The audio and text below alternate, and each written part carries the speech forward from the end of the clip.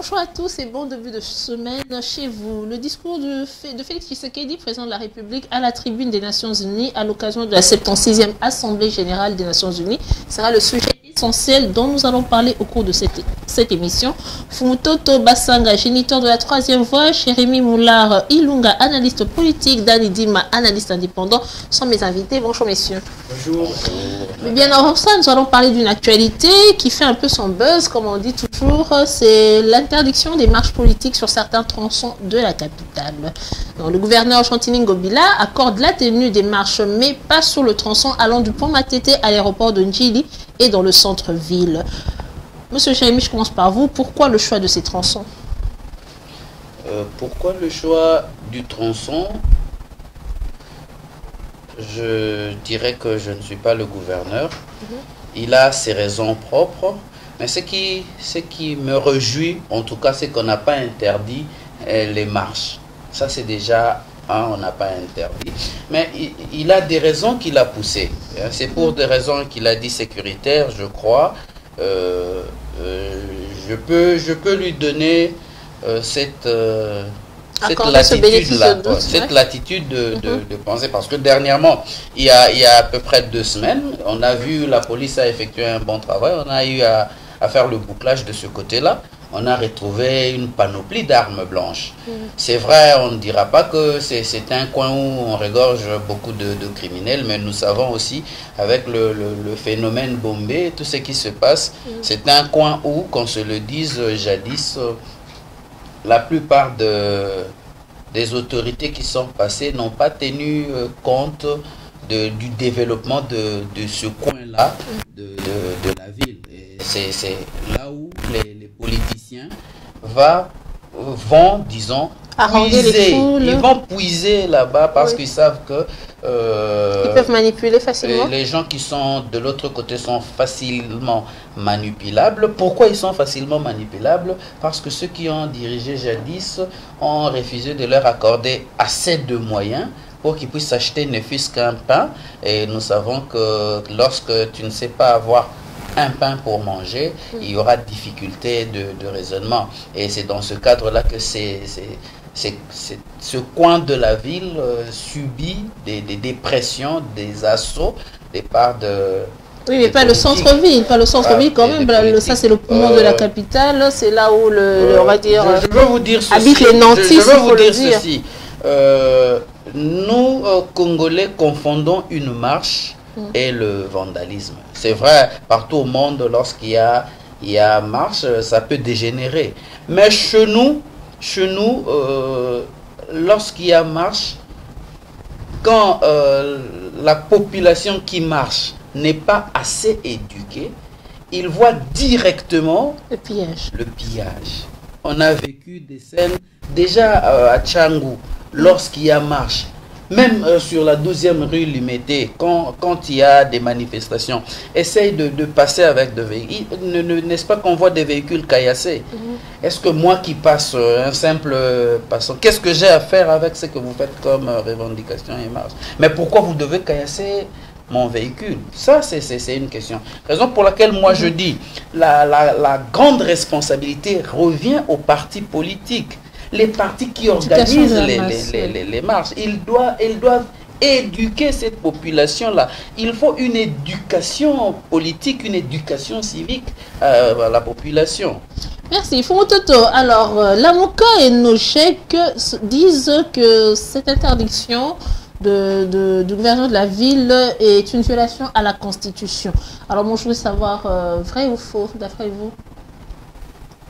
Faux, parce que le régime d'information en droit administratif est une saisine de l'autorité.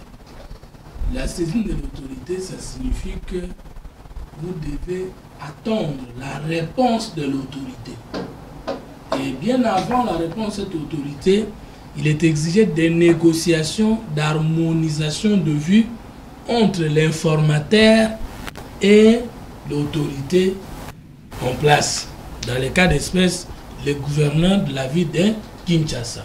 Pourquoi nous disons en droit administratif que le régime d'information est une saisine de l'autorité?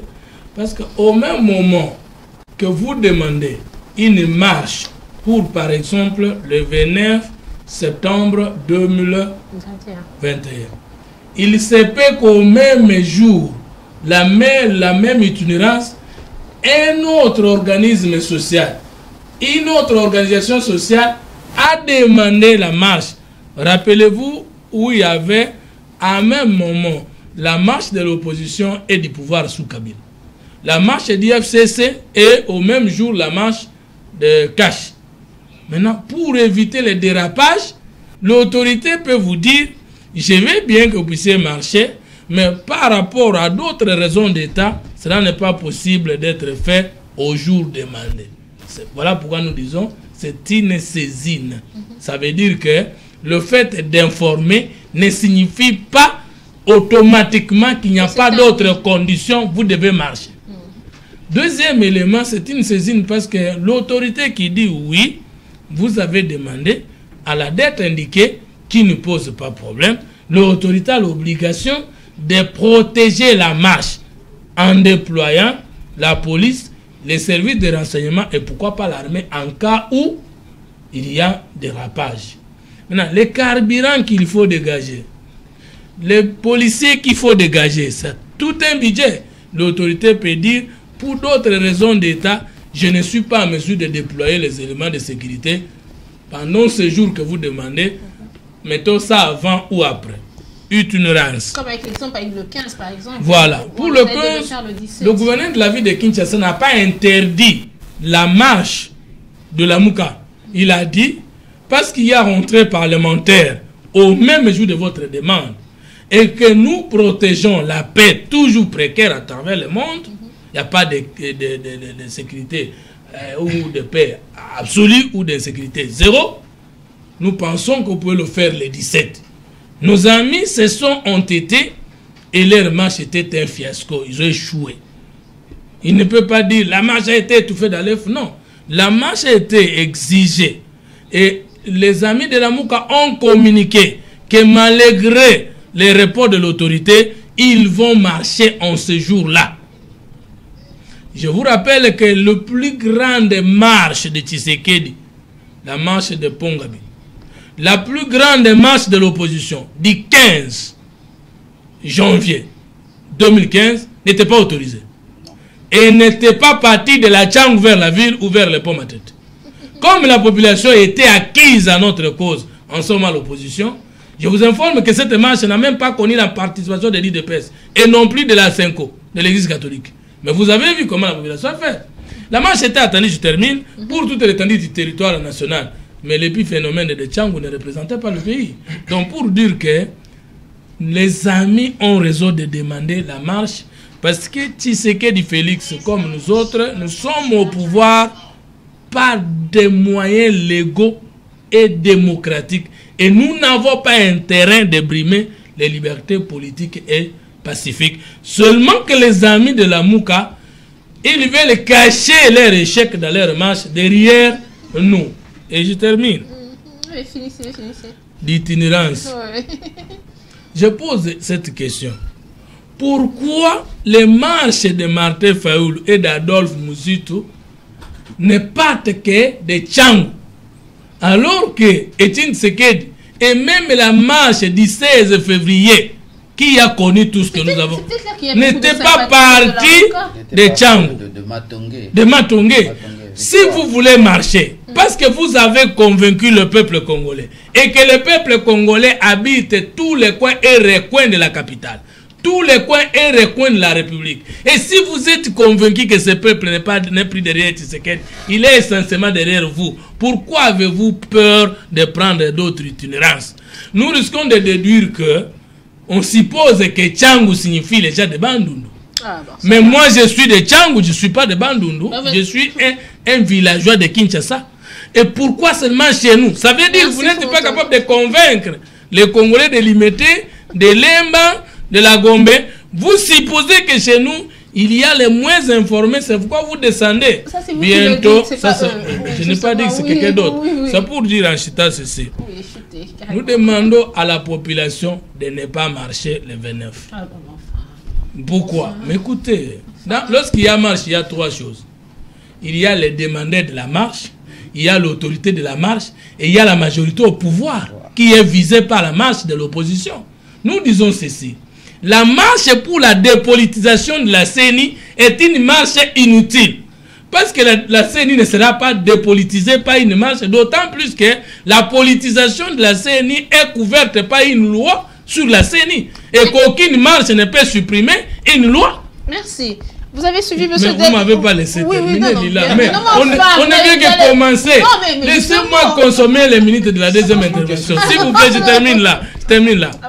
Il ne s'agit pas d'un acte réglementaire, une ordonnance chef de l'État, un décret du Premier ministre, un arrêté ministériel, une décision. Il s'agit d'une loi qui est passée par le débat général, qui a été adoptée, promulguée par le chef de l'État et qui a connu la publicité au journal officiel. La loi ne peut changer qu'avec la même procédure. Donc c'est une marche inutile. Mais je soutiens la marche des vendeurs congolais qui voudraient lutter contre la pénétration des étrangers, ne permettant pas aux Congolais d'avoir des millionnaires. Okay. Voici la marche inutile. La marche est contre le RAM. Voici les marches de la population. Voilà. Mais la dépolitisation de la CENI, que la CENI soit dépolitisée ou pas, si nous n'avons pas de dirigeants de qualité, même avec des bonnes élections, il n'y aura pas de changement dans le peuple. Merci. Monsieur Denis Dima, vous avez entendu tout ça que vient de dire M. Fumutoto. Vous avez entendu aussi votre prédécesseur, enfin le prédécesseur de Fumutoto qui est M. Jérémy Ilunga.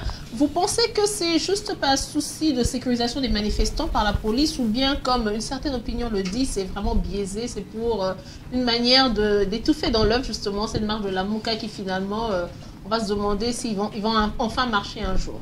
Alors, merci madame pour m'avoir accordé la parole. Une fois de plus, je salue mes co-débatteurs avec lesquels nous partageons le même plateau. D'entrée des jeux, il faut dire que cette mesure, c'est une provocation. C'est une liberticide et une démocraticide à mon entendement.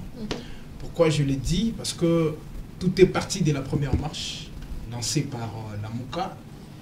Monsieur Fumutoto l'a bien dit, la marche n'était pas interdite, mais reportée. Parce que, au regard des enjeux en place, on ne pouvait pas. Mais lorsque vous regardez le temps qui a été requis pour reporter la marche, c'était un temps politiquement manœuvreux. Pourquoi je l'ai dit? La marche est programmée pour le 15. Et vous prenez la mesure du report, vous avez laissé la Mouka mobiliser ces manifestants, faire des éloges par-ci, par-là. Vous venez prendre la mesure portant report les 14 ou les 13, moi je sais, 48 heures avant ou 4, moi je sais. Alors cette histoire a contribué à suffisance à ce que les gens ne répondent pas. Parce que le peuple congolais connaît, même si nous sommes dans un état de droit que les gens peuvent vanter d'une façon ou d'une autre, mais nous savons ce qui arrive dans des manifestations. Même s'il n'y a plus mort d'hommes, comme on peut le dire avec les régimes tshisekidistes, mais quand même des répressions. Il y a des dégâts, il y a des casses qui proviennent et du côté de la police et du côté des manifestants. Des provocations sont vraiment, des responsabilités sont départagées.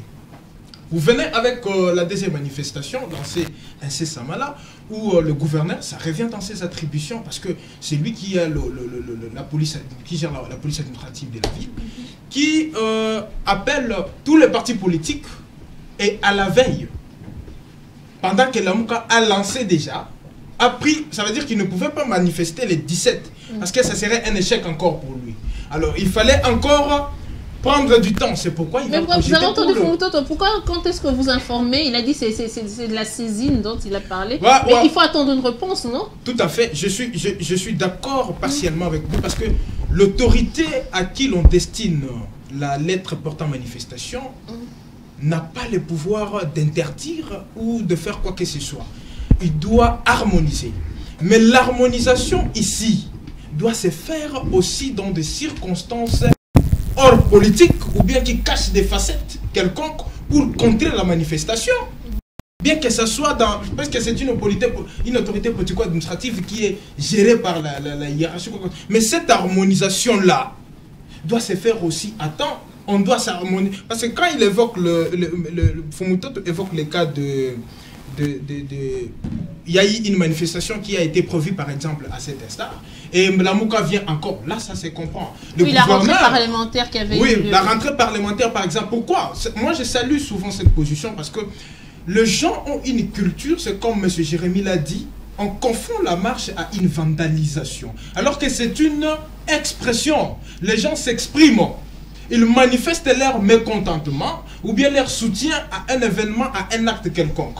Alors, allez, parce qu'avec la session parlementaire qu'il y a eu là-bas, si le point de chute de la Mouka c'était juste en face de leur parti politique à décider, je crois non, c'était le Parlement, justement. C'était au Parlement. Oui. Alors, vous voyez que ça ne devait pas passer. Et là, pratiquement, je dis que c'était sur la bonne voie. Mais c'est seulement sur le problème de gestion de temps. Pour la décision. Aidez-moi à comprendre. Vous êtes, on va dire, vous êtes pour ces décisions de Ngobila ou bien vous dites que, comme au début, vous avez dit que c'est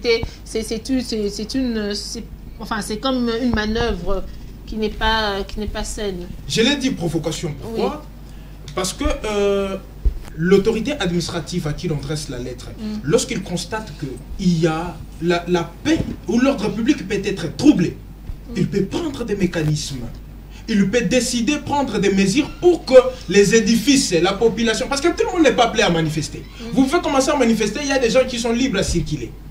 Alors, il faut prendre des mesures du genre qui jouent avec le temps. Si par exemple, on laissait la Mouka manifester le 29 et dire que la mesure ici va entrer en vigueur après telle date, est-ce que ça poserait problème? Pourquoi seulement prendre la mesure à la veille de la marche de la Mouka? C'est là où je trouve un peu comme si quelque chose qui se cache peut-être pour un peu contrer la marche de la Mouka. Maître Général Kolela, nous vous recevons, vous êtes analyste éclectique. Nous parlons de la marche, on va dire de la décision de Ngobila. C'est vrai que ce n'est pas encore un arrêté, mais ce souci de dire aux manifestations de ne plus passer par le tronçon pour Matete-Njili et dans le centre-ville par souci de sécurité.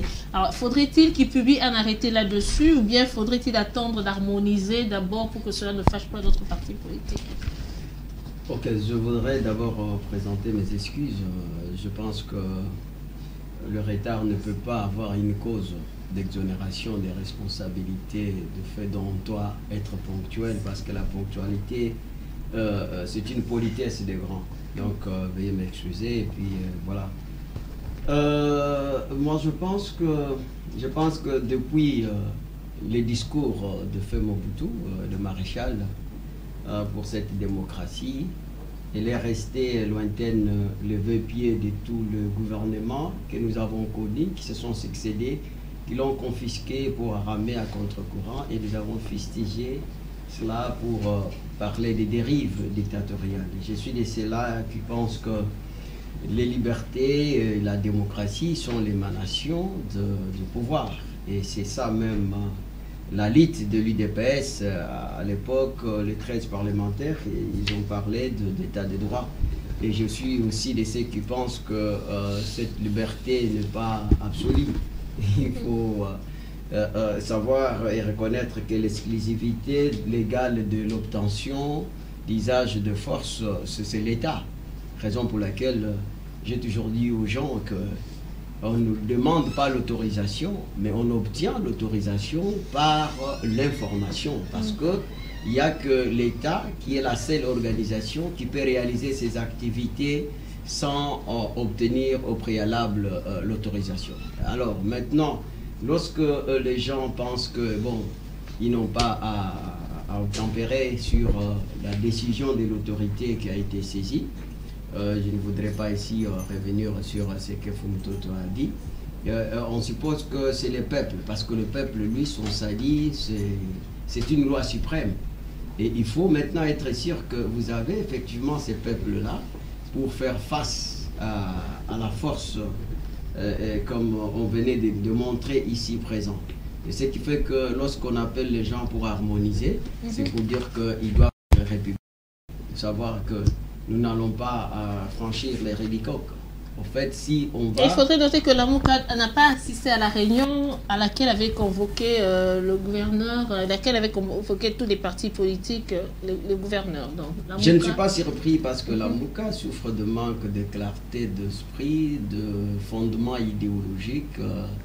de projet des sociétés, c'est qu'on peut qualifier sous autre ciel la démence, parce qu'ils ne sont pas nos opposants, parce qu'ils ne participent pas au gouvernement, ce qui est tout à fait normal.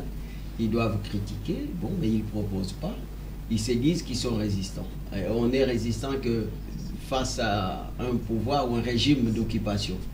Maintenant, regardez, ce sont des résistants qui vont marcher pour obtenir la suppression de la loi qui à ce moment, cette loi revêt le caractère contraignant.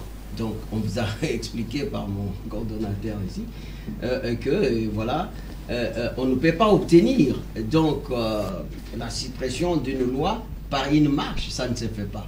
La MOUCA a formulé donc la sortie, donc il a la formule de sortie de crise que j'ai considéré autrement l'offre réelle fantaisiste fraudatoire, parce que ils devraient en fait ils ont des députés, ils pouvaient faire le débat responsable au niveau de l'Assemblée nationale, donc ils n'ont pas reconnu. Bon, j'aurais appris même que dans l'entretemps il y a M. Mouzitou qui a dit qu'il touche l'argent parce qu'il siège au Parlement du peuple, qui est Parlement populaire, mais il ne doit pas siéger là-bas parce que les institutions sont illégitimes. Donc voilà, tout ça, je qualifie ça comme une démence. Donc vous savez, ici, il faut reconnaître qu'ils sont en train de chercher les dialogues. Ils vont dialoguer avec qui? Donc, pour moi, tous ces éléments faisant combine montrent clairement que la MOUCA n'a pas un message. C'est ce qui a posé problème, que la première marche était un échec. Maintenant, si le gouverneur, parce que c'est lui qui gère la ville, et il a vu que non, cette zone doit être neutre, compte tenu de certains secteurs, parce que lorsqu'on gère tout en ce qui concerne les domaines de sécurité, on ne met pas ça sur la place publique. Il y a peut-être des soupçons, des choses que, bon, à partir de là, il y a par exemple quelque chose, un décor qui a été monté pour saboter les institutions. Donc c'est à lui, il ne va pas dire ça. Donc maintenant, quand on est républicain et qu'on a l'adhésion, comme on nous dit, parce que cette adhésion doit se manifester. Malheureusement, je vois que l'incapacité de Fayoulou, c'est que depuis l'incapacité est relative à sa faiblesse politique, du fait que depuis 2019, ce monsieur n'a rien influencé sur la scène politique, et que s'il pense qu'il a de membres ou de membres de son parti qui est au niveau des Tchangou, là aussi c'est réduire les Tchangou, comme on a dit. Les gens qui restent à Tchangou, je pense qu'ils ne doivent pas être d'accord. Bon, ça dépend. Ça, c'est l'analyse que vous faites. On ne sait pas ce que Fayoulou pense quand il va peut-être c'est là qu'il a sa base arrière. Non, lui, il a de base à Kanlouka, à Tchangou, et pourtant il a été élu au niveau de Lukunga. Voilà, mais ces gens-là de Lukunga, à qui il a présenté un projet de société, et on ne les a jamais vus dans la rue. Voilà. Vous voulez... Je voudrais un peu pencher sur cette histoire. Moi, je me dis que le problème avec les politiciens, ils ne jouent pas franc jeu. Vous savez que les politiciens ne jouent pas franc jeu, ils ne disent pas les raisons pour lesquelles ils font sortir cette population-là. C'est pas pour le besoin de la population qu'on se le dise. Qu'on se le dise. Moi, je me suis... Ce qui m'a fort étonné, ce qui m'a vraiment touché, c'était quoi?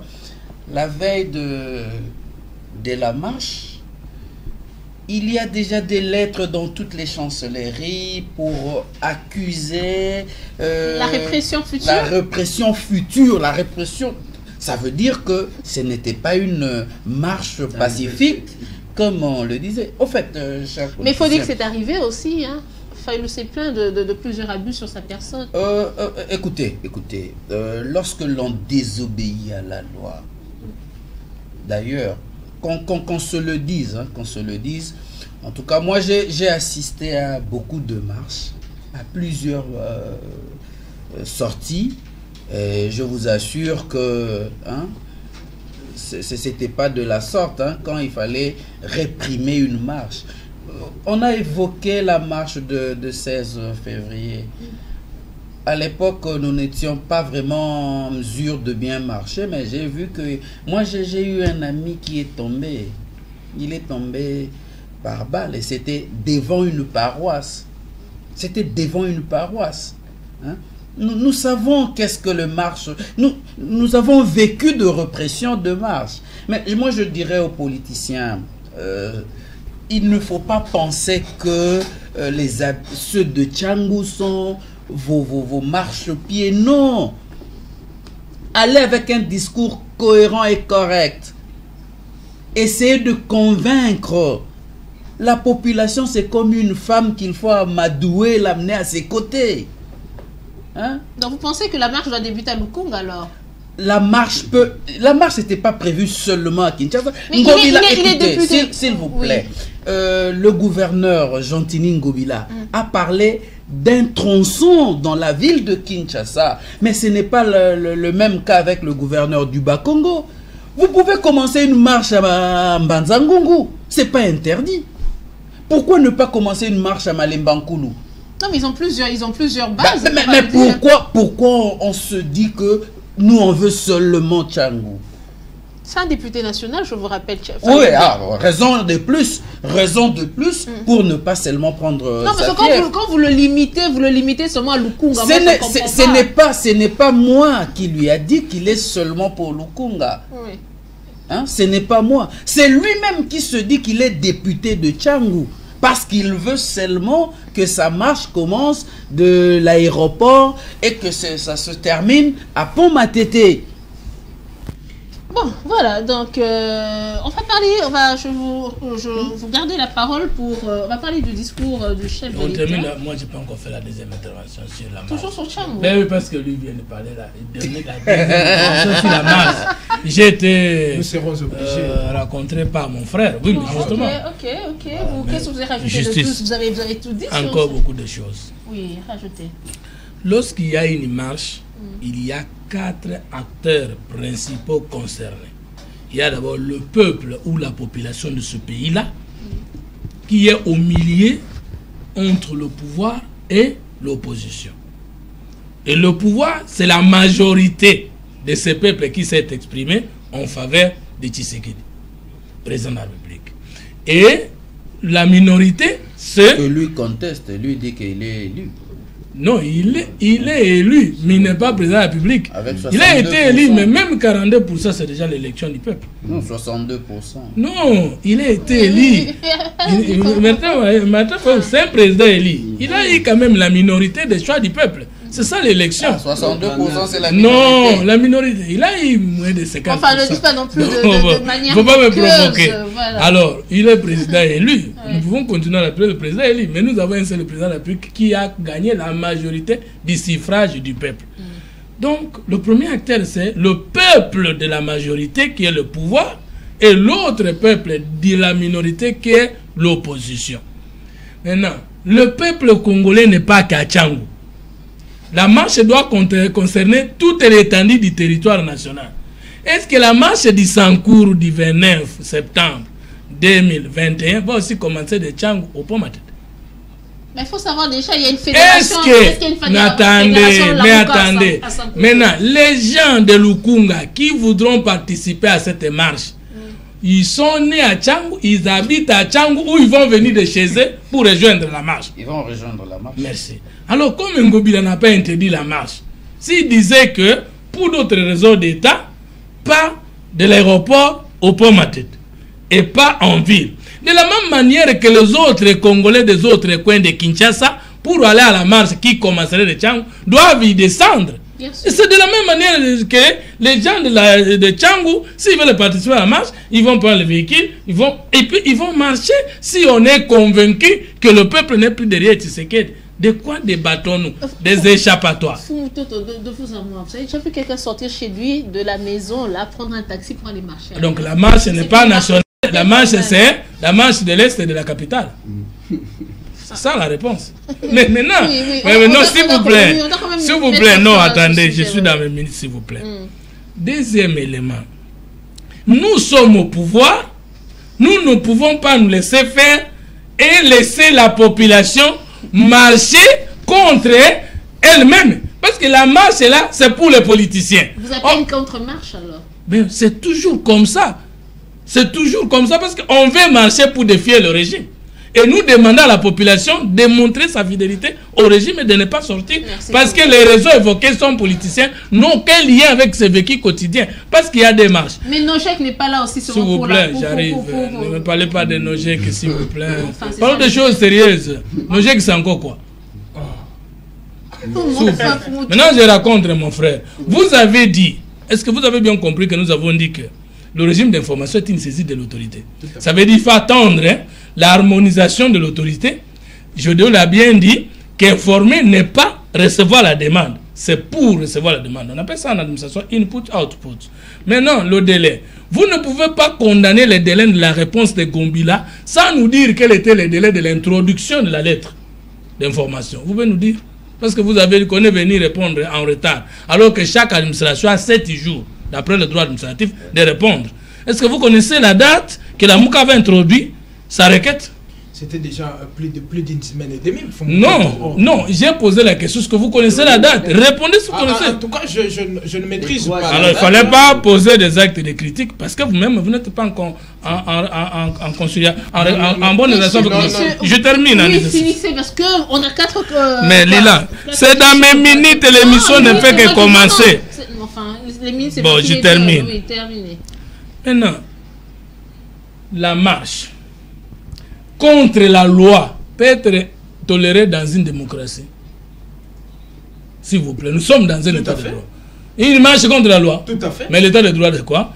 C'est le régime politique dans lequel tout le monde est sous le dictat de la loi. De la loi. S'il vous plaît, vous avez votre temps, cher ami. Vous avez votre temps.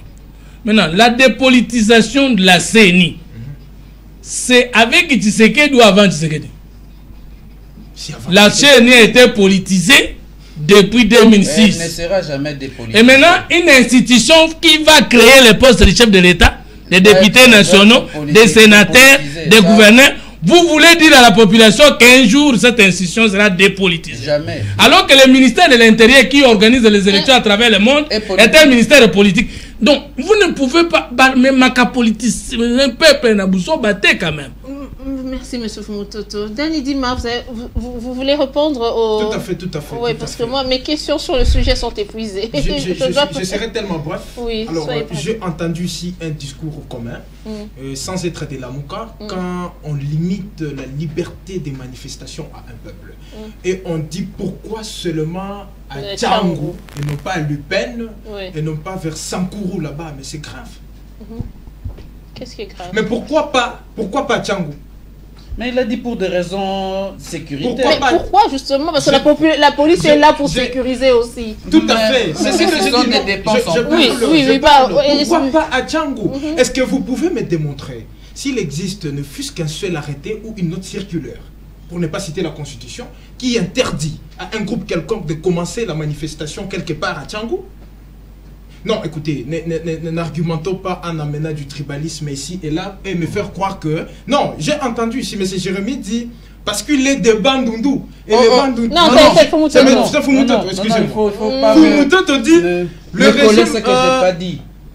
Il a parlé du Bandundu, c'est Fumutoto. Alors, il dit lui qui n'est pas de Bandundu. Vous n'allez pas me faire croire quand même, Fumutoto, qu'il n'y a que de Bandundu dans le Tchangou. Je me suis interrogé, peut-être que vous ne m'avez pas bien suivi. Vous avez vu Jean-Pierre Bemba autrefois organiser la manifestation, comment ça passe? Toujours à Tchangou. Il n'est pas de Bandundu. Mais pourquoi toujours Tchangou? Répondez. Pardon? Mais pourquoi n'est pas Tchangou? Mais répondez d'abord à la question, pourquoi toujours Tchangou? C'est-à-dire on est écouté qu'à Tchangou. Chaque autorité... Chaque autorité a son fief. Même Nelson Mandela avait son fief. Même le président Etienne Tshisekedi avait son fief. Un élu de Lukunga a son fief à Tchangou. Politiquement. La manifestation ici n'est pas organisée. Écoutez, la manifestation... Un élu d'Idiot a son fief à Tchangou. Quand il parlait, vous avez... Il a parlé quand même. Non. Je n'ai fait que des paroles. Monsieur, il dit... La manifestation ici n'est pas organisée par un député national. Ou bien dans son cadre purement propre en tant qu'élu de Tchangou. C'est une manifestation de la MOUCA. Ici, il faut distinguer la MOUCA d'un parti politique. Vous comprenez? Alors, dire qu'il est élu de Lukunga, vous prenez cette casquette-là politique d'un député national et vous la menez dans le cadre... Ou bien moi je pense que M. Fayoulou pense que c'est à Tchangou où justement on doit revendiquer parce qu'ils sentent peut-être la misère là-bas, il faut le dire. Pas tout à fait, mais ça veut dire que c'est un fief stratégique pour lui. Ah oui, c'est un fief stratégique. Et quand vous venez vous interdisez, c'est là où c'est bon. Vous voulez me dire que Etienne Tshisekedi n'avait pas commencé des marches à Tchangou? J'ai pas dit ça. Mais non, écoutez, on ne doit pas construire la démocratie sans démocrate. Je comprends bien Fayoulou. Fayoulou, c'est quelqu'un, on a reporté la manifestation, mais lui a contraint la main. Son objectif n'était pas... Il a dit que le 29, il va le faire. Avec son objectif, Madame Lilas, en le regardant cet homme, ce n'est pas pour enfanter une souris, mais plutôt c'est pour faire voir le monde combien la dictature, plus que la Kabylie, persiste dans ce pays. Vous comprenez? Parce que quand on touche une personnalité au corps comme ça, même Etienne Tshisekedi n'a pas été touché par Mobutu comme ça, ou bien dans des manifestations, ou bien par Kabila comme ça, au corps doigté, comme je sais qu'il faut répéter les termes des Fayoulou. Vous comprenez? Alors ça pose un problème. On n'a jamais assisté à une marche ça pose... Donc on ne connaît pas l'histoire politique du Congo. Ça pose un problème sérieux qui ternit au moins l'image de l'état de droit que prend le président. Monsieur Gédéon, on va conclure avec vous. Oui, je pense qu'entre l'État et n'importe quelle organisation, c'est la relation de rapport de force. En fait, si Fayoulou ne va pas obtempérer, je pense qu'il doit avoir les moyens pour obtenir les résultats escomptés qu'il cherche. Donc on verra. Alors, je voudrais dire à mon frère que... Vous avez 3 frères sur ce plateau. Non, mon frère. Dan. Et que la lecture sur l'aspect commémoratif du passé, qui fait partie de notre histoire de la démocratie, donc a du mal de parler de certains faits moins honorables, mais beaucoup plus tragiques, qui démontrent que Etienne Tshisekedi dont vous parlez, il a été sur la chaise électrique. On avait écrit sur son dos MPR avec les couteaux. C'est à sa naissance. Nous parlons des manifestations où on brutalise encore. Nous sommes à la liberté des manifestations. C'était lors de manifestations. À Pongabi. Oui, c'était lors de manifestations. On a des images. À ce moment, j'avais que moins de 18 ans. Donc, je vis la première fois. Et à cette époque, Etienne Tshisekedi est resté sur le boulevard des 30 juin. Donc, il devrait quitter le boulevard du 30 juin vers Pongabi. C'est la première fois parce que Madame Chika était préfet de l'école Mokili à cette époque-là. Donc, je vis comment on a soulevé cette dame. Vous avez condamné, je pense. Non, ici, vous êtes en train de... On voulait d'abord vous informer que c'était déjà fait. Donc, lorsque on vous dit que il y a eu déjà le sang. Tshisekedi a incarné cette opposition parce qu'il avait l'identité psychologique personnelle que Fayoulou n'a pas. Donc ici, il faut savoir que lorsque... Moi, je suis d'accord avec vous. Parce que l'État dit, et tout en sachant aussi que les libertés dont nous parlons, manifestation, d'expression, donc c'est aussi... ce sont des libertés communes. Ça constitue l'éveil de la conscience humaine pour ceux qui veulent faire l'exploit par rapport à leurs ambitions. Mais seulement que les libertés ne sont pas absolues. Parce qu'il y a l'État qui est en train de régler. Lorsqu'on vous dit, donc, il ne faut pas franchir des ridicots, et que vous dites, donc, vous allez franchir, on ne refuse pas. Donc, mais est-ce que... Non, attendons-nous à une autre série de doigtage. Vous voulez comparer et tout ça avec les gilets jaunes au niveau de la France. Vous dites qu'il n'y avait pas le respect mais pourquoi vous évoquez toujours ces modèles-là? Non, mais vous qui avez... Vous avez dit que ça n'existe pas dans l'état de droit. Non, c'est pourquoi vous dire... Moi, je vais vous dire que l'état de droit, c'était l'idéal. On n'atteint jamais l'idéal. On ne dit pas que lorsqu'on... Et c'est l'état de l'autorité. Lorsqu'on parle d'état de droit... Sous l'autorité de la loi. Voilà, on est tous sous l'autorité de la loi. Ce n'est pas l'autoritarisme, mais c'est l'autorité. L'autorité. Concluez. Maintenant, il parle autant de Gédéon. Ouais. Tous les individus d'une collectivité bien déterminée sont sanctionnés par les règles de loi. Donc, lorsque la loi parle, la loi ici, il faut voir aussi les décisions, les règlements.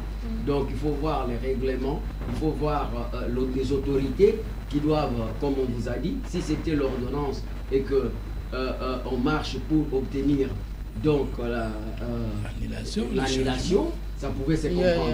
Mais lorsque on marche pour la loi, ça s'appelle la rébellion. Parce que lorsqu'on trouve que la loi est juste, c'est bien dit, lorsqu'on trouve que la loi est juste, on se rébelle vis-à-vis de cette loi-là. Et l'État ne va pas se laisser faire. Parce que quand il s'agit des rebelles, l'État n'est pas au-dessus du peuple. Mais c'est ce que je vous dis. L'État n'est pas au-dessus. C'est ce que je vous dis, que le salut du peuple, c'est la loi suprême.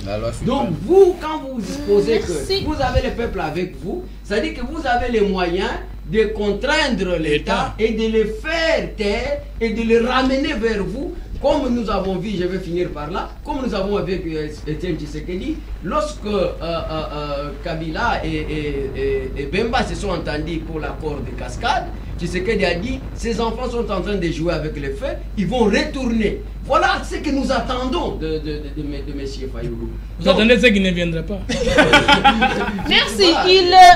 Messieurs, il est dit 11h17. Hein. Oui, on va dire quelques petites minutes maintenant pour parler de oui, bien sûr, c'est 1h30. Voilà.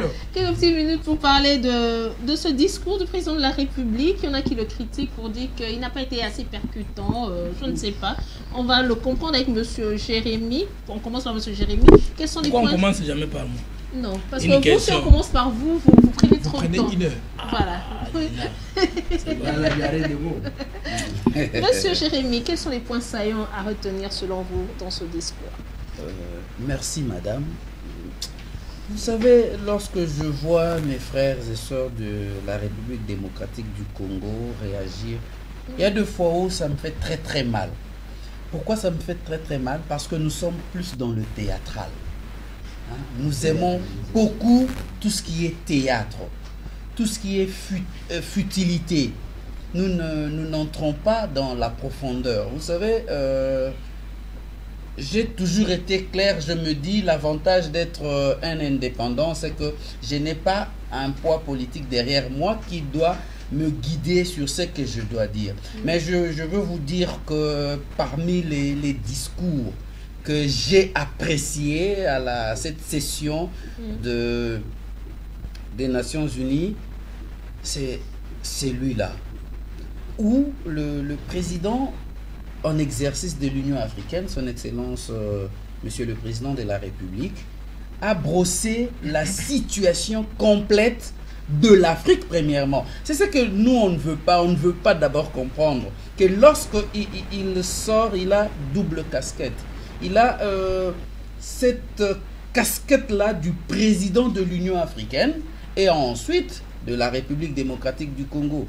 Il a commencé par brosser la situation. Qui ne sait pas que les djihadistes ont pris d'assaut l'Afrique tel que nous sommes. Et cela a commencé en Algérie, ça descend. Aujourd'hui, c'est aux portes de la RDC, si pas en RDC. En Centrafrique, il y a des djihadistes. Au Mali et pas plus tard qu'on a trouvé un Jordanien en train de former ici à l'est de la République. Mais c'est un fléau. Il en a parlé. Il a parlé de Covid, les effets sur les économies africaines. Et personne n'en tient compte. Qui ne sait pas que l'Afrique, sur le plan santé, il n'y a pas de laboratoire qu'on certifie. On ne peut pas dire qu'en Afrique, il n'y a pas d'intello, il n'y a pas de chercheurs. Mais pourquoi on ne veut pas certifier les recherches des Africains? Et qui d'autre peut porter la voix des Africains si ce n'est que les Africains? Et tout ça pour les autres, il n'a rien dit, il n'a rien fait. Moi, c'est ça que je ne comprends pas. Il a parlé de la sécurité à l'Est. Qui ne sait pas qu'aujourd'hui, la guerre de l'Est, c'est une industrie qui fournit de l'argent.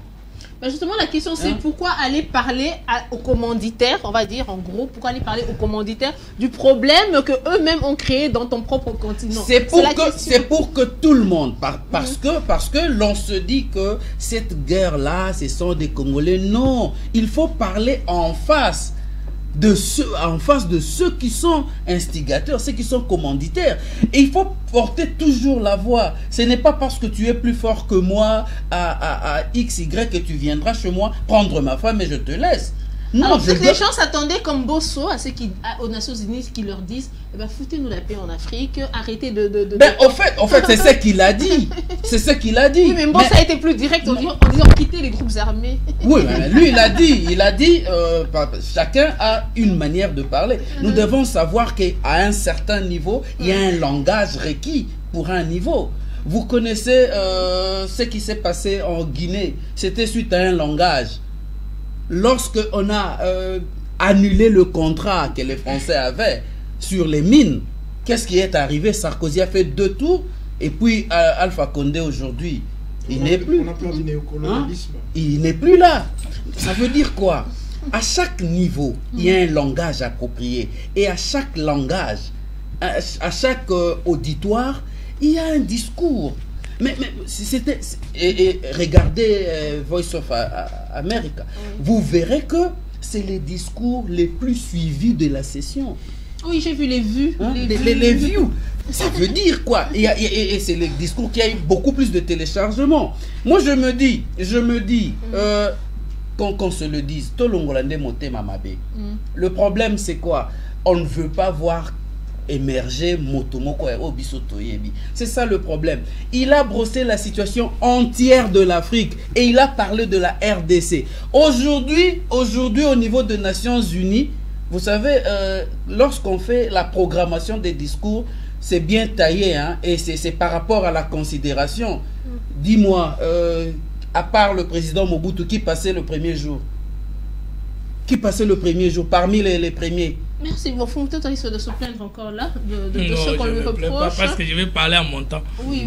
Et votre temps, c'est moi qui vous le donne. Hein, je sais. Ok. Et Prochainement, vous me donnez le temps prochainement sur ce plateau, j'aurai, on va dire, un chrono. C'est pas Voilà. Tout à l'heure, Monsieur Jérémy a parlé de ces laboratoires. Hein, je paraphrase, vous avez dit des laboratoires qui demandent d'être certifiés justement pour que les Africains, à notre manière, nous réglons ce problème-là de Covid. Mais dans le discours du président Tshisekedi, il a parlé d'acquisition de 220 millions de doses de vaccins contre la Covid-19. Il a défini cela comme une stratégie continentale commune. Mais entre-temps, il dit aussi, il plaide aussi pour certifier. Bon, on se demande, que recherchait-il exactement là? Je peux parler maintenant. Bien sûr. Merci. Du discours. D'abord, à mon frère Jérémy, je voudrais lui dire que les politiciens ne sont pas des prisonniers comme vous l'imaginez. Vous vous faites inutilement indépendant, alors que personne n'est indépendant. Tout le monde dépend de la situation politique de son pays, de la situation économique de son pays, de la classification internationale et même de la position de sa femme avec de sortir. Je parlais de la liberté. Nous sommes aussi libres. C'est pourquoi je dis que je suis président national ou conseiller national, chef du parti Idéal Patriote. Je suis coordonnateur des acquis de l'autorité avec Maître Gédéon, le CG, les autres. Nous n'avons jamais été des prisonniers. Parce que quand vous dites, je suis libre. Vous ne dites pas que vous Bien n'êtes pas sûr, on va y aller. Il y a de ceux qui on met de paroles dans leur bouche. Hein. Il dit que non, mon parti ne m'a pas autorisé. Non. Il est l'exception dans la règle. La discipline ne signifie pas la domination. Non. Vous êtes autonome, mais vous n'êtes pas indépendant. Tout le monde est interdépendant. Le chef de l'État n'a pas raté un seul espace de ce qu'il fallait dire dans ce discours. Il a d'abord parlé du monde dans son discours. L'intro, c'était les mondes, la globalisation et la mondialisation. Lorsqu'il parle de la Covid-19, il dit qu'il faut ensemble combattre cette pandémie, mais il faut que l'équipement entre les continents soit équitable et non égal, tenant compte de ce que l'Afrique doit donner comme apport et de ce qu'elle a comme difficulté. Ça, c'est le monde. Le président de la République a parlé du climat, je veux dire l'environnement. Il a demandé que l'Afrique bénéficie du retour de la protection de son environnement qui protège le monde, alors que nous ne sommes pas la cause de la pollution. Il y a un principe qui dit qui pollue paye. Nous n'avons pas pollué, mais nous ne sommes pas payés en retour en protégeant le monde. le président de la République a martelé sur le terrorisme que l'Afrique consomme sans l'avoir provoqué. Qui a provoqué le terrorisme? Ce sont les pays développés. Et maintenant que nous sommes en train de les subir, il nous faut des moyens de la part de ceux qui ont eu des systèmes politiques qui ont créé le terrorisme que nous sommes en train de subir. Le chef de l'État a parlé des élections à travers le monde entier pour dire je n'ai pas peur des opposants en République démocratique du Congo, je ne dois pas marcher sur ma constitution, nous allons aux élections. Alors qu'on les taxait de tous les mots, glissement, il ne veut pas organiser les élections. Il a répondu au monde. Il a parlé du Congo. Le président de la République a parlé de la guerre à l'est du pays, que nous sommes engagés dans cette guerre de l'état de siège par l'état de siège jusqu'à la fin de la dernière résistance. Qu'est-ce qu'il n'a pas dit? Mais je réponds maintenant à votre question. Vous dites comme si il est en train de chercher la certification de laboratoire. Et quoi encore? Non, le président de la République a été sage. Il est en train de concilier des extrêmes. L'importance de l'apport étranger et l'exigence du génie propre africain. Ouais. Et ça, c'est génial. Parce qu'un peuple, c'est quoi? C'est la communauté du croix, le destin. C'est la communauté du savoir social, académique et technologique par son propre génie. Un peuple qui ne fait qu'importer la pensée, la recherche, l'invention, les découvertes, les traitements des autres. Non, on ne peut pas être patient de l'Afrique, malade de l'Afrique, patient de la Suisse. Le chef a dit qu'il est temps de croire que l'invention est aussi africaine et que tout ce que vous posez comme obstacle pour ne pas reconnaître que le savoir est aussi africain n'est pas juste. Merci, M. Fumuto. Nazo matana na kitata ou kitate. Kita. Lila ou la musilinga bon na comprendre des Kita.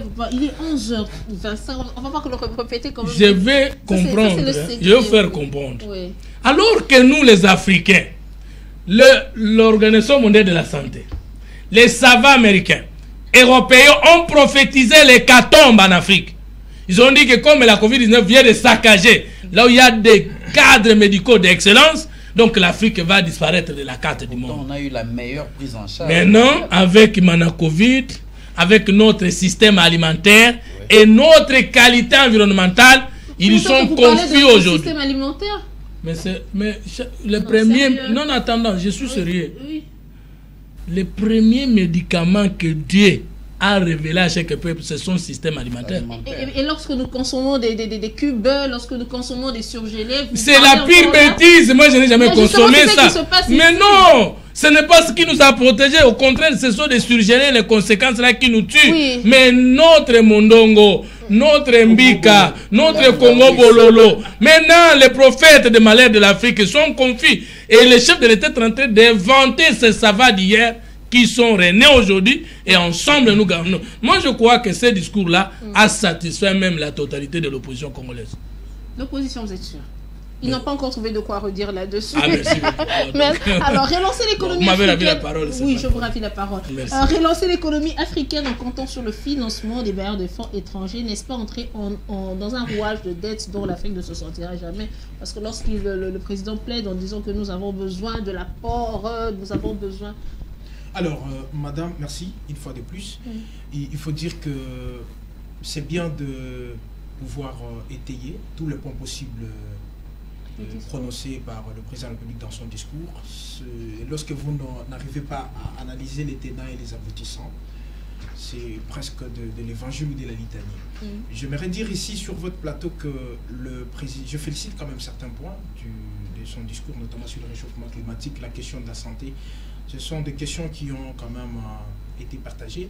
Mais du moins, l'adresse du président de la République sur le plan international a été axée, avant de répondre à votre question, bien entendu, sur les questions du genre terrorisme, le financement pour redresser les économies africaines. Sur le plan interne aussi, il y a eu des questions qui ont été abordées.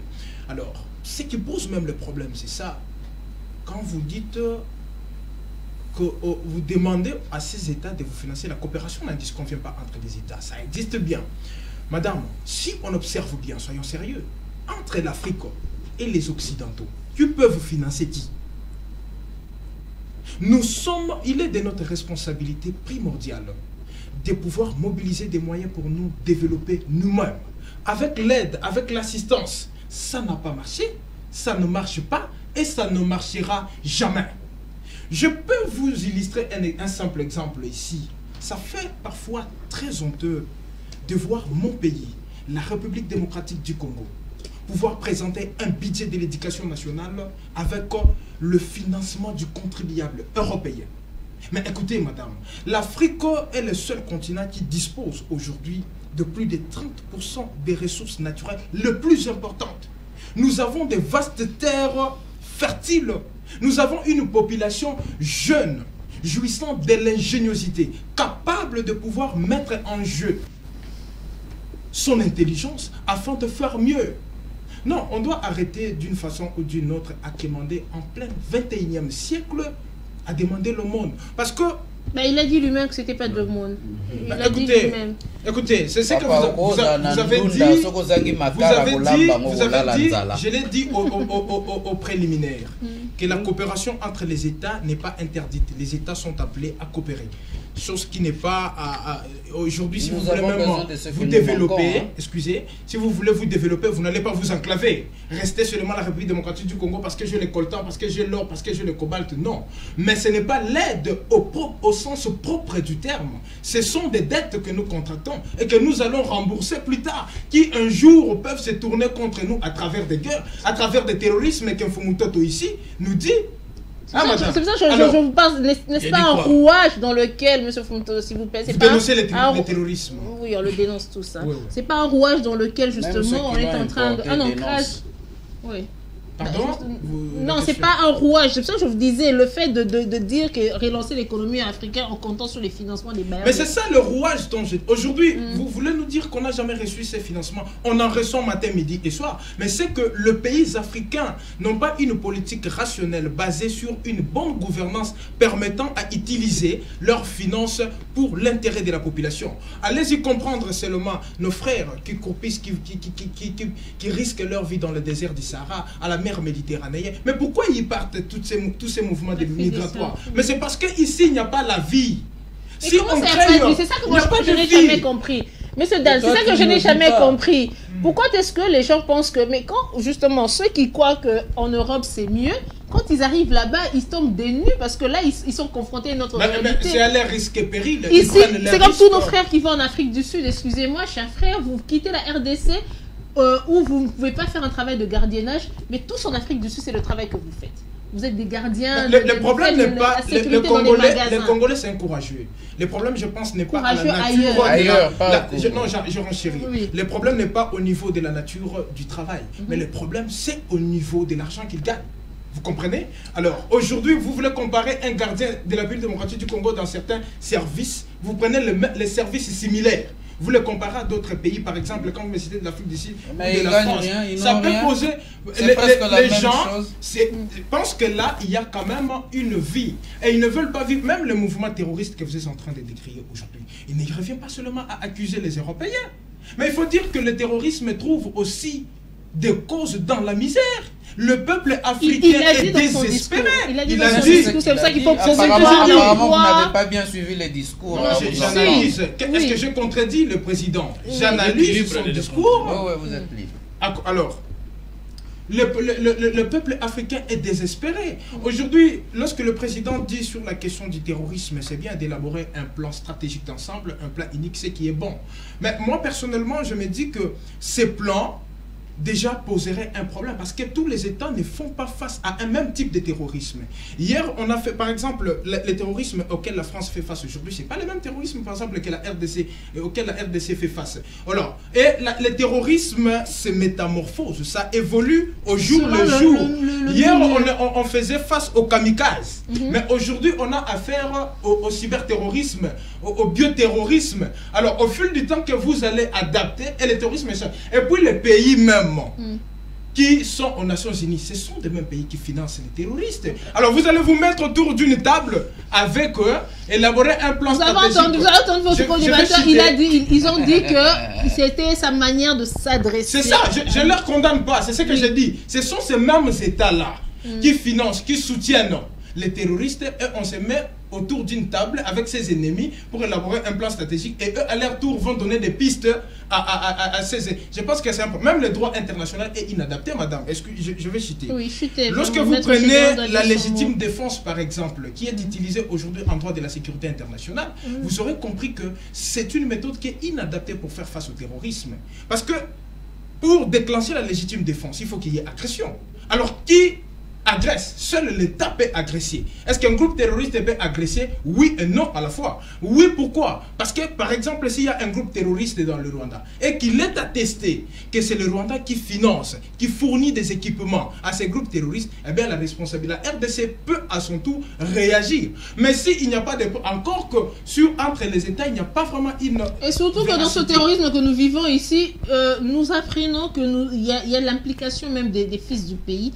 Et c'est là que ça... Maintenant, là aussi, il faut confondre, il ne faut pas confondre le terrorisme aux groupes armés, aux guérillas et quoi que ce soit. Donc, c'est un peu tendu.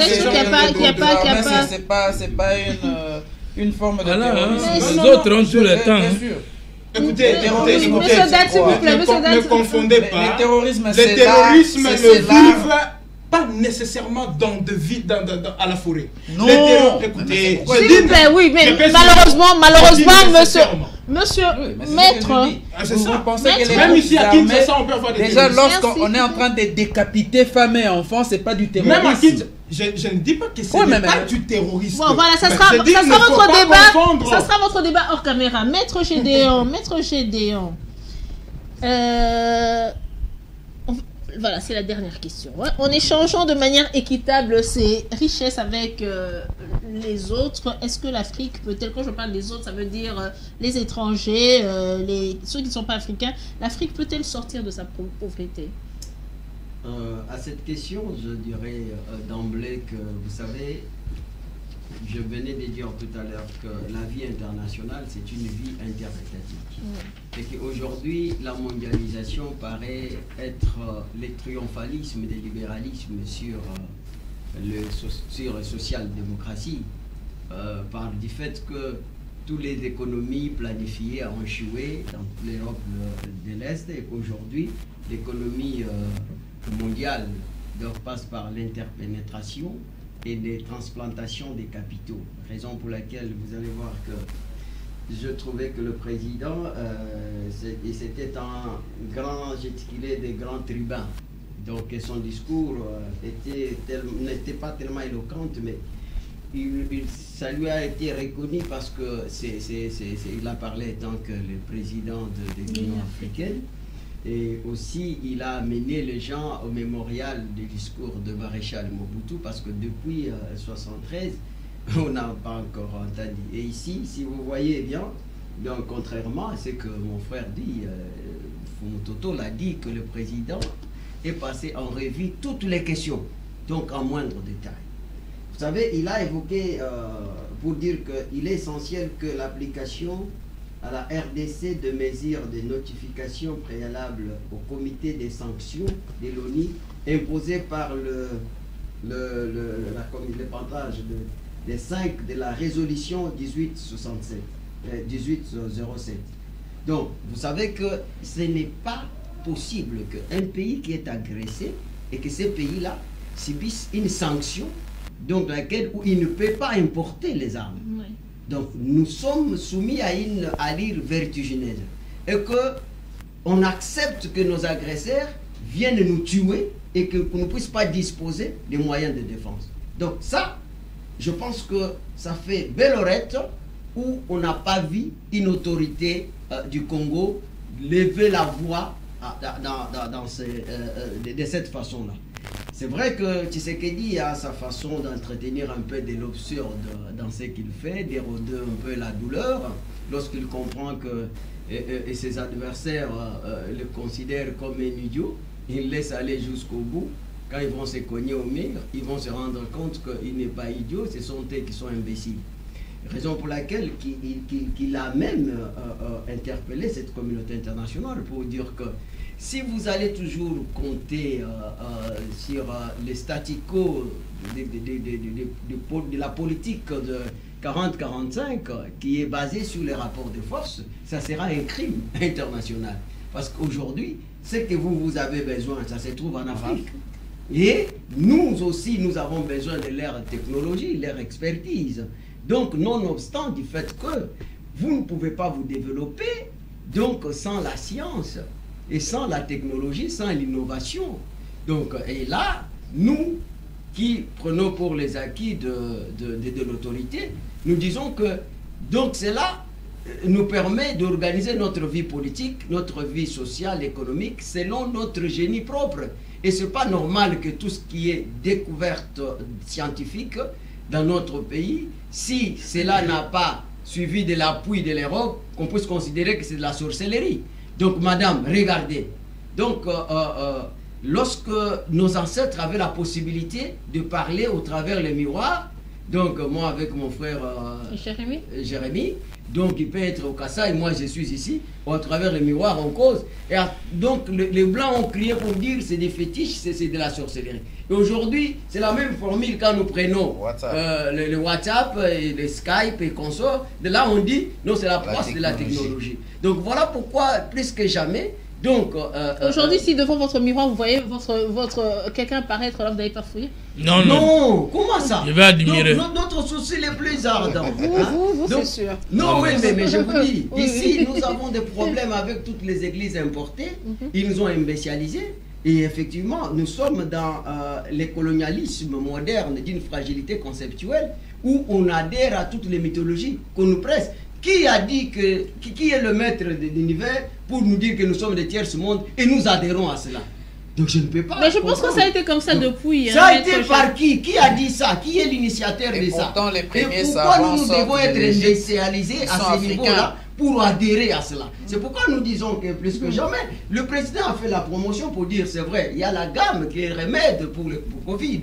Et on ne devrait même pas accepter ces vaccins diaboliques que je considère. Il s'est fait vacciner. Donc, oui, c'est ce que j'ai dit, parce qu'il a dit que c'est un ennemi commun. Donc, il faut pour pouvoir rassembler nos forces. Oui. Donc, pour combattre cet ennemi. Mais dans l'entretemps, il a proposé aussi notre produit. Donc, avoir le courage de faire ça. Donc, il faut quand même reconnaître qu'il a pris le courage farouche donc de pouvoir me mettre sur la place publique pour montrer que cette adversité-là donc ne peut pas toujours continuer à nous imposer. On ne peut pas être antagoniste jusqu'à... Plus que jamais, on ne doit pas accepter d'être colonisé à ce niveau-là. Donc, s'il faut dire qu'aujourd'hui, je reviens sur cette question, donc en dehors de cette gamme-là, nous pouvons aussi savoir que le président, tout ce qu'il a soulevé, c'est compte tenu aussi des thèmes que ces gens ont fait. Quand les gens disent que non... miser... oui, regardez ce qu'on dit. Donc, c'est miser sur l'espoir pour renforcer la résilience afin de se relever de la Covid-19. Reconstruire durablement, répondre aux besoins de la planète, respecter les droits des personnes et revitaliser l'Organisation des Nations Unies. Mais regardez, donc cette Nations Unies en disant ça, donc ils doivent accepter que non, à partir d'aujourd'hui, plus que jamais, il ne faut pas compter sur cette relation internationale posée sur les rapports de force. Alors, on me fait signe à la régie. Ici, je vais dire, parce que mon ami, j'ai aimé quand même que la qualité de débat, et il n'est pas tellement il ne se verse pas dans les involtures pour caresser la mégalomanie de certaines sources bien déterminées. Mais en même temps, je dois lui dire qu'aujourd'hui, on ne doit pas refuser par du fait, on ne doit pas refuser que ces gens-là puissent nous apporter l'aide. Le président l'a dit, on n'a pas besoin de l'aumône, mais tout ce qu'il donne là, il ne faut pas penser que c'est à titre gratuit. Non. En contrepartie. Ah ben justement, donc, là vous le rejoignez. Et voilà, en contrepartie, donc il bénéficie de beaucoup de choses. Depuis 1937, l'Europe a été construite par quoi? C'est par la richesse de l'Afrique. Mobutu l'a dit à son temps. Donc nous ne pouvons pas être complexés. Donc plus que jamais, nous devons quand même compter sur notre propre génie. Et à de cet avis-là, j'ai toujours encouragé mon coordonnateur, Fumtoto, qui prône pour la promotion des génies propres. Si nous n'avons pas les génies propres, nous n'allons pas développer, nous n'allons pas nous développer. Merci Maître Gédéon. On me fait signe, et vous l'avez vu tous, qu'il reste 5 minutes. Nous sommes à 5 sur ce plateau, donc on va se partager cette minute-là. Mais Monsieur Jérémy, 1 minute, vous concluez. Tout ce que vous avez écrit là, vous synthétisez en 1 minute. Mais comment vous avez vu ce que j'ai écrit? C'est grave, Elilas. Merci beaucoup. Je dirais d'emblée que, vous savez, ce que le président de la République a fait, il a crié tout haut parce qu'il y a déjà Berlin 2 qui se profile. Je veux vous dire que les 5 pays membres permanents, ce sont eux qui se sont partagés l'Afrique sans que les Africains en disent un mot. La Chine, la France, la Russie, la Grande-Bretagne, le Japon, ainsi que les États-Unis, ils se sont... on est entouré de toutes ces 5 nations-là. Et personne n'en dit. Il y a déjà Berlin 2 qui s'est fait, qui s'est passé ou qui se passe sans que l'Africain s'en rende compte. Mais il est le seul et le premier à avoir dit ça en des termes doux. Mais aujourd'hui, tout le monde sait que les 5 nations se partagent l'Afrique. La Chine à elle seule, malgré qu'il y a eu Covid, a investi 11,2 milliards en Afrique. Pour quel revenu? Hein, vous voyez, ça veut dire que moi j'adhère, c'est un discours. On va faire le tour de table, tout aura l'honneur de conclure. C'est un discours qu'il faut continuer. C'est un discours qu'il faut promouvoir et qu'il faut expliquer même aux Africains qui aujourd'hui ne comprennent pas encore l'importance de ces discours-là. Dani Dima. Merci madame. Je pense qu'en ce moment nous sommes de plein pied dans une deuxième guerre froide liée à la transition énergétique sur des questions de minerais. Comme il faut le constater, 80% des minerais se trouvent en Afrique centrale, dont la République démocratique du Congo. Et donc, toutes ces guerres que les grandes puissances et les pays voisins nous font, c'est justifié. Alors, il est temps pour le président de la République d'assumer sa responsabilité diplomatique et coopérer avec des pays qui peuvent, d'une façon ou d'une autre, organiser un marché gagnant-gagnant et non pas coopérer avec des gens qui se font le pays le plus producteur de coltan, qui massacrent nos frères et sœurs pour faire de ces pays un grand. Mais en outre, sur la première question, en termes de résumé, je dirais que le gouverneur doit encore une fois de plus faire respecter les discours du président à la 76e tribune qui prône le respect des droits de l'homme, alors restreindre jusqu'à un certain niveau de démocratie, de la liberté des manifestations. Je pense que c'est une façon de cracher sur l'état des droits. Merci. Merci. Maître Gédéon Kolega. Oui, moi je vais commencer par là où une minute. Je puis définir ici ce qu'on entend par un état de droit. C'est un état dans lequel tous les individus et des collectivités déterminées sont sanctionnés par les règles du droit. Qui dit les règles de droit, c'est-à-dire c'est l'ensemble des règlements de loi, des jurisprudences, ainsi que le gis et coutume, et que l'État a cette exclusivité de détention légale de l'usage de force. Lorsque l'État parfois aussi examine la question pour dire que non, voilà, tel endroit, c'est un endroit neutre, on ne veut pas, il faut obtempérer quand on est républicain. Donc, à ce niveau-là, on ne doit pas dire que non, il y a des dérives dictatoriales, parce que cette décision concerne tout le monde, ça ne concerne pas que la Mouka. Donc, nous aussi, nous avons besoin d'organiser la manifestation. Donc, pour soutenir les institutions. Les acquis de l'autorité. Les acquis de l'autorité. Il y a 5 minutes. Donc, on peut le faire, ça, au niveau de Tchangou. Mais voilà, donc nous sommes contraints maintenant d'organiser cela au niveau de la Goumbie. Donc, pas dans le centre-ville. Oui, maintenant, il y a un problème que, plus que jamais, le président l'a dit pour les élections. Je voudrais que nos amis puissent se préparer pour les élections. On ne voudrait pas ici, donc, continuer à chercher, toujours à dialoguer. Donc, comme nous voyons qu'ils sont en train de se servir de revendications légitimes de notre peuple pour s'ouvrir à leurs appétits, pour tenter les miracles des improvisations. donc tout autour d'une table pour le partage des gâteaux parce qu'il veut vivre les au repas la minute avant d'aller de aux Fumuto. élections. Non, non, non, c'est minute. La minute, il n'y a pas de Voilà minute. pourquoi nous disons que nos amis doivent être prêts pour les élections. Et dans un état de droit, il y a la limitation du mandat des gouvernants. Donc 5 ans après, il faut organiser les élections. Fumutoto Basanga, géniteur de la troisième. Je voudrais dire à M. Dani, mon frère, qu'aucun pays ne peut se développer sans l'aide d'un autre pays. Et qu'en économie politique, il est bien clairement dit que les vrais capitaux sont les capitaux des autres. Et que les finances publiques du Congo font partie des finances publiques du monde.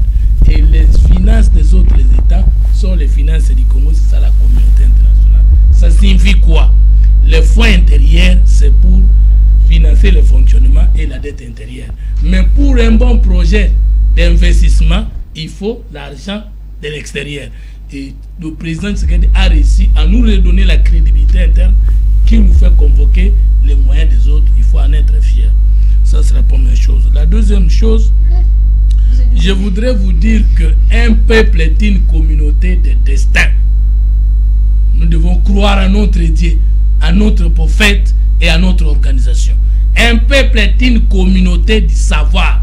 Sans génie propre congolais, savant congolais, chercheurs congolais, malgré nos faiblesses, on ne se développe pas.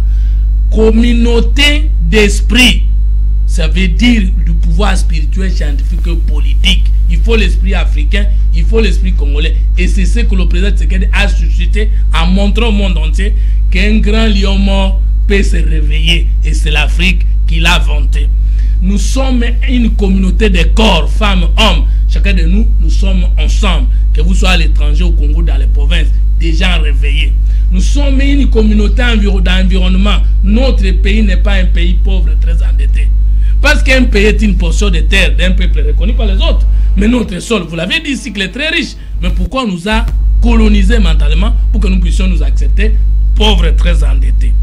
Et je voudrais dire que nous sommes une communauté du pouvoir originaire et de la loi. Donc s'il y a une marche contre une loi de la République, c'est une marche contre notre avenir.